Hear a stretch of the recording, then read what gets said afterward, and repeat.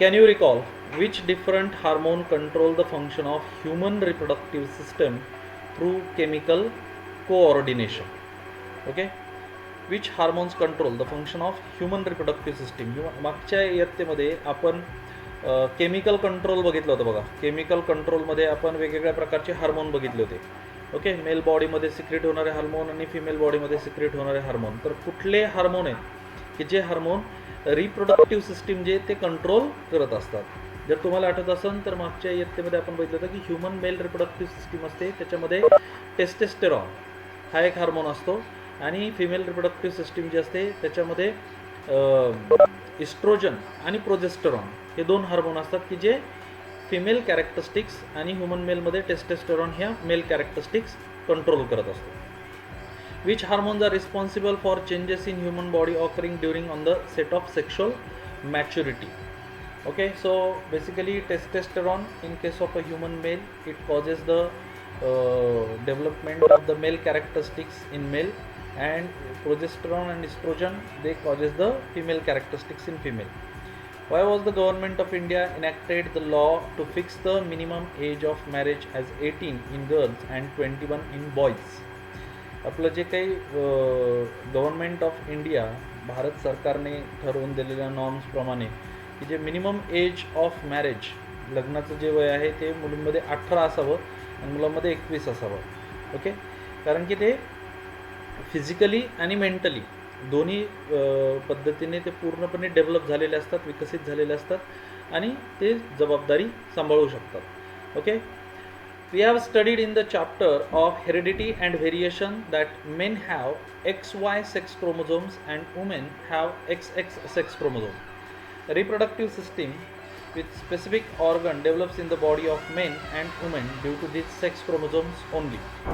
Human मेलमध्ये जे sex chromosome आहेत आपल्याकडे एकूण क्रोमोझोमच्या ज्या 23 पेअर आहेत बरोबर, त्याच्यातले 22 क्रोमोझोम जे आहेत ते आर कॉल्ड एज ऑटोझोम्स, त्यांना आपण ऑटोझोम म्हणतो. आणि जी एक पेअर आहे ती आहे सेक्स क्रोमोझोमची. ह्युमन मेलमध्ये जे सेक्स क्रोमोझोम आहेत ते आहे एक्स आणि वाय, हे ह्युमन मेलमधले सेक्स क्रोमोझोम आहेत. ह्युमन फिमेलमध्ये जे सेक्स क्रोमोझोम आहेत ते आहे एक्स एक्स, हे सेक्स क्रोमोझोम ह्युमन फिमेलमध्ये आहे. Okay, reproductive system with specific organ develops in the body of men and women due to these sex chromosomes only. ह्या sex क्रोमोझोममुळे ज्या mail characteristics असतात किंवा ज्या फिमेल कॅरेक्टरिस्टिक्स असतात किंवा मेल कॅरेक्टरिस्टिकची असणारी जी रिप्रोडक्टिव्ह सिस्टीम असते, फिमेलची जी रिप्रोडक्टिव्ह सिस्टीम आहे ही डेव्हलपमेंट जी आहे ही या सेक्स क्रोमोझोममुळे होत असते. X chromosome is present in men and women wear as Y chromosome is present in men only. X chromosome हा ह्युमन मेलमध्ये पण आहे, ह्युमन मेलमध्ये एक्स वाय क्रोमोझोम म्हणजे ह्युमन मेलमध्ये पण एक्स क्रोमोझोम आहे, ह्युमन फिमेलमध्ये पण एक्स क्रोमोझोम आहे, पण वाय क्रोमोझोम हा फक्त ह्युमन मेलमध्ये आपल्याला दिसून येतो. Y chromosome is present in men only. Now we shall study the structure and function of human reproductive system.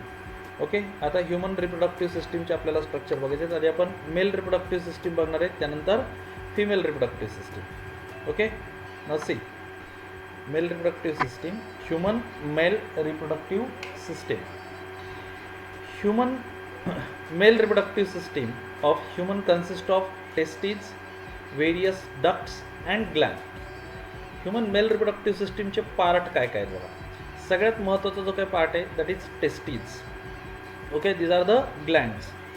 या ठिकाणी बघा या टेस्टीज आहेत. ओके, या ग्लँड आहेत that produces a male gamete, sperm produce करतात. Okay, testes, then various ducts. या ठिकाणी या डक्ट दिसतात बघा आपल्याला पुढे, या डक्टचे नाव आहेत, ह्या डक्ट आहेत. Various ducts and glands. Testes, वेगवेगळ्या डक्ट्स आणि काही ग्लँड. या ठिकाणी ग्लँड पण प्रोस्टेट ग्लँड वगैरे आहेत. ही एक ग्लँड आहे, इथे ही एक ग्लँड आहे. Okay, so testes are present in the scrotum outside the abdominal cavity. Now see here this testes they are present in scrotum. Okay, that is a pouch like sac like structure. Testis is present in a scrotum outside the abdominal cavity. Abdominal cavity च्या बाहेर या ठिकाणी scrotum जे आहे त्याच्यामध्ये testes असतात. Testes contain the numerous seminiferous tubules. टेस्टीजमध्ये वेगवेगळ्या प्रकारच्या, टेस्टीजच्या आतमध्ये वेगवेगळ्या प्रकारच्या सेमिनिफेरस ट्युब्युल्स असतात. Okay, germinal epithelium present in the tubules divide by meiosis to produce sperms.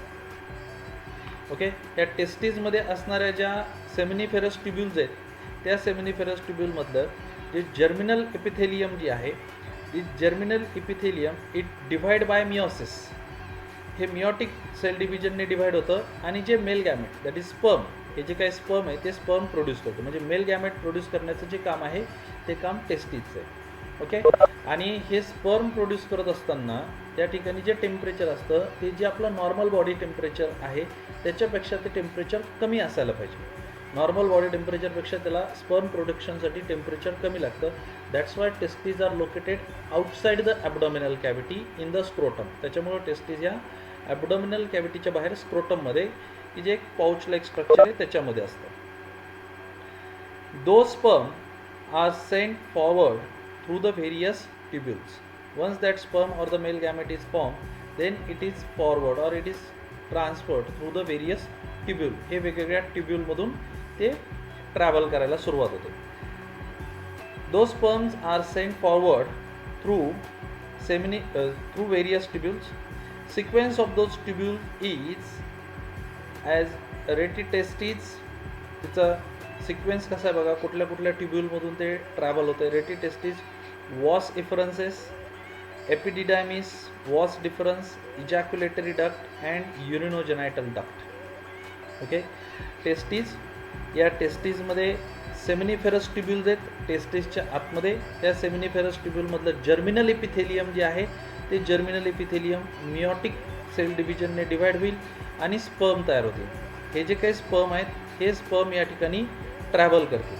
Travel करत असताना सिक्वेन्स काय, rete testis, then vas efferens, then epididymis. See this one, it is epididymis, then vas deferens, ही जी duct आहे ही duct, he was डिफरन्सच्या नंतर ejaculatory duct, ही या ठिकाणी इजॅक्युलेटरी डक्ट, हे पहा इथं ejaculatory duct.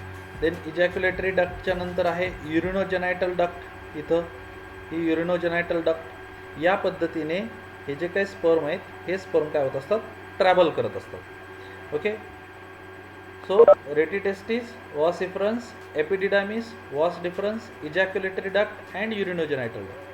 As the sperms are pushed forward from one duct to the next, they become mature and able to fertilize the ovum.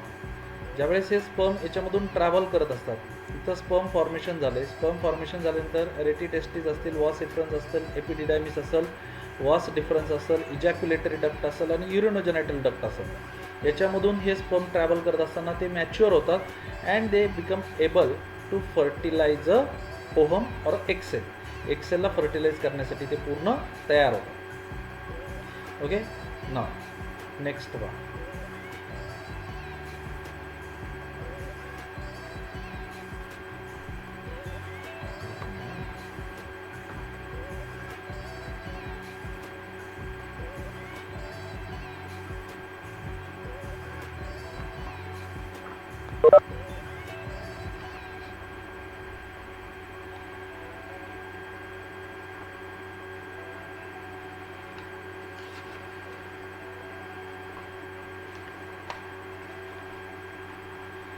Okay, seminal vesicle secrete their secretion in ejaculatory duct.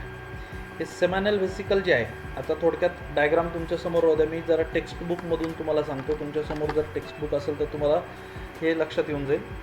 Okay, now see, seminal vesicle secrete their secretion in ejaculatory duct. See, हे बघा इथं seminal vesicle दिसतात हे.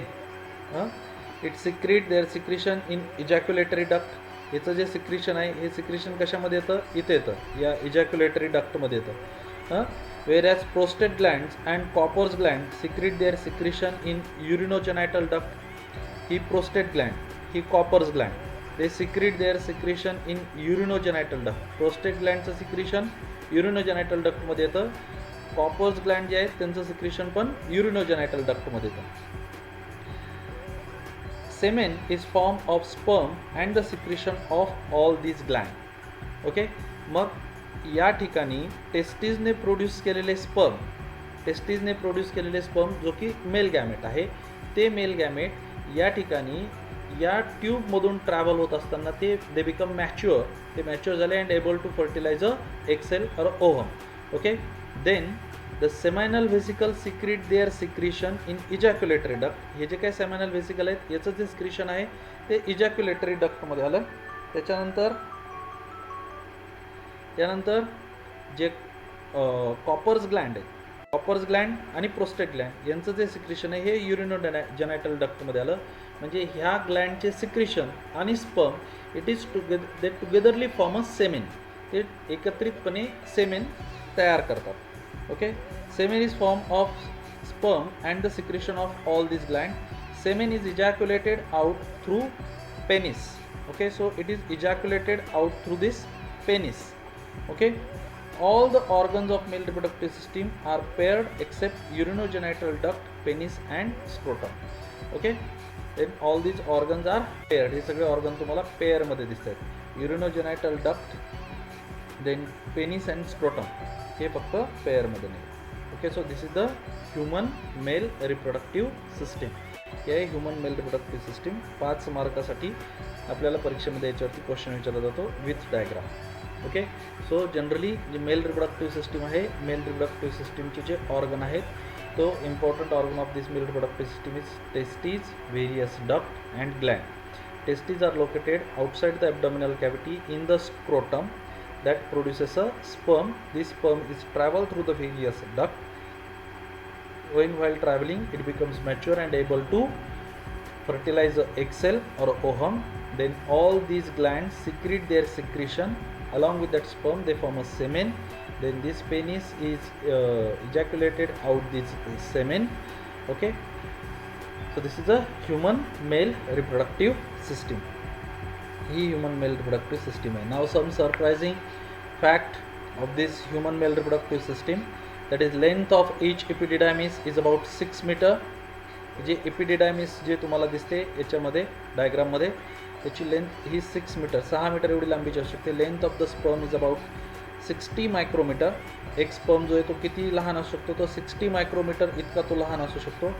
सच a small sperm has to cross the distance of approximately 6.5 meter while passing out of the male reproductive system. So हा 60 मायक्रोमीटरचा जो sperm आहे त्याला जर मेल रिप्रोडक्टिव्ह सिस्टीममधून बाहेर यायचं असेल तर त्याला साधारणतः 6.5 मीटर एवढं डिस्टन्स कव्हर करावं लागतं. Sperm needs the large amount of energy. For this purpose fructose is present in the semen. So यासाठी त्याला जी एनर्जी लागते त्या सेमेनमध्ये फ्रुक्टोज नावाचं एक शुगर असते. सो ती एनर्जी प्रोव्हाइड करत असते. ओके, लक्षात आलं. तर आजच्या तासामध्ये आपण फक्त मेल रिप्रोडक्टिव्ह सिस्टीमबद्दल बघणार आहेत. पुढच्या तासामध्ये आपण फिमेल रिप्रोडक्टिव्ह सिस्टीमबद्दल पाहू. ओके, याच्यामध्ये कोणाला काही प्रश्न विचारायचा? कारण काही वेळात मीटिंग स्टॉप होईल, त्याच्यामुळे आपण पुढचा पार्ट घेणार नाही. काही प्रश्न विचारायचा कोणाला?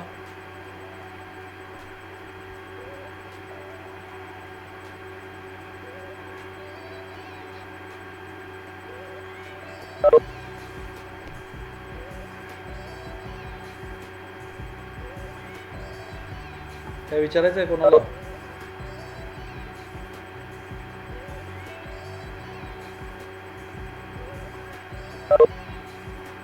ओके, ठीक आहे. तर थांबूया आपण इथं. थँक्यू.